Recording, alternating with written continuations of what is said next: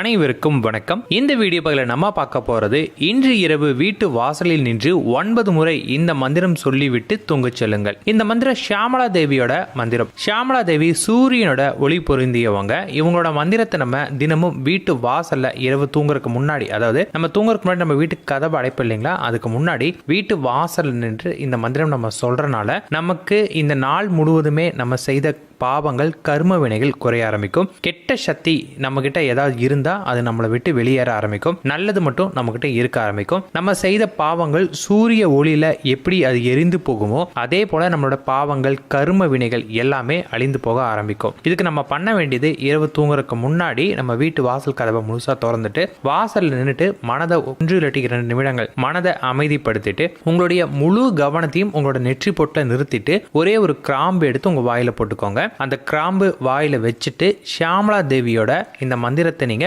9 முறை சொல்லணும். இந்த மந்திரம் பிரணவத்தில் ஆரம்பித்து பிரணவத்தில் முடியக்கூடிய ஒரு சக்தி வாய்ந்த மந்திரம். இந்த மந்திரம் பாத்தீங்கன்னா ஒரு குடும்பத்துக்கு அப்படின்லாம் வராது. இந்த மந்திரம் யார் சொல்றாங்களோ அவங்களுக்கு மட்டும் இந்த மந்திரம் பலன் கொடுக்கும். ஸோ உங்க குடும்பத்தில் யார் யாரெல்லாம் இருக்கீங்களோ அவங்கவுங்களுக்குன்னு தனியாக இந்த மந்திரத்தை பிரயோகம் பண்ணிக்கோங்க. மந்திரம் சொல்லிட்டு நீங்க பாத்தீங்கன்னா அப்படியே வரணும், அதாவது திரும்பி பார்த்து வரக்கூடாது. மந்திரம் சொல்லிட்டு நீங்க ஒன்ஸ் திரும்பினீங்கன்னா அதன் பிறகு நீங்க உங்க வீட்டு கதவை பாத்தீங்கன்னா மார்னிங் தான் திறக்கணும். அதுக்கு முன்னாடி பாத்தீங்கன்னா வீட்டு கதவை எக்காந்து கூட திறக்க வேண்டாம். இது பாத்தீங்கன்னா நம்ம வீட்டுக்கு ஒரு கவசம் மாதிரி இருக்கும். முக்கியமா நமக்கு இது ஒரு கவசமா செயல்பட ஆரம்பிக்கும். இதனால பாத்தீங்கன்னா நம்ம டெய்லியும் செய்யக்கூடிய பாவங்கள் குறைய ஆரம்பிக்கும். நமக்கு புண்ணியங்கள் அதிகரிச்சு நம்ம வாழ்க்கையில பாத்தீங்கன்னா தடையில்லாத இன்பம் கிடைக்க ஆரம்பிக்கும். நம்ம செய்யக்கூடிய வேலையில எல்லாத்தையும் நல்லது நடக்கும். எல்லாரும் தெரியும் நினைக்கிறேன். நம்மளோட கர்ம வினைகள் தான் நம்மளுடைய அனைத்து பாவங்களுக்கும், நம்ம பண்ணக்கூடிய அனைத்து கஷ்டங்களுக்கும், நமக்கு வரக்கூடிய எல்லா பிரச்சனைகளுக்குமே அதான் காரணம். நம்ம சொல்லுவோம், எனக்கு மட்டும் ஏன் நடக்குது, எனக்கு மட்டும் எல்லாமே தடங்களா வந்துட்டு இருக்கு, கைக்கு வர வேண்டிய பணம் வரமாட்டேங்குது, எனக்கு கஷ்டங்கள் வந்துட்டு இருக்குன்னு